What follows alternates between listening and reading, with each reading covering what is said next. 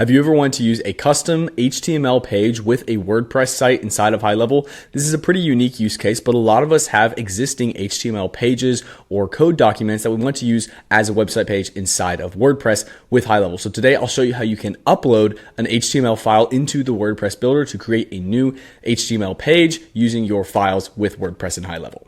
To do this, all you have to do is navigate to Sites, WordPress, and then go into your existing site. If you don't have a site already, you can activate WordPress and create one from scratch. Now, when we go to manage this website, we can see over towards the right our pages button. And when we click this, we can see our different pages that are in our WordPress site.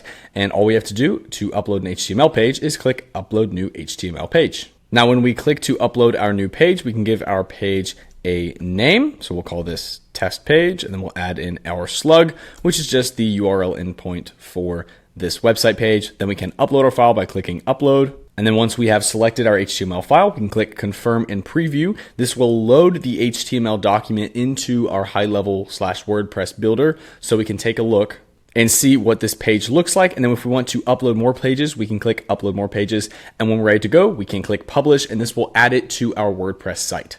And once the page is published, we will see it back under our pages screen. We'll see our updated date, the status, the page, the slug of it. And then on the right-hand side, we can click the three dots to either view the page, edit the page, or delete this HTML page within the WordPress Builder.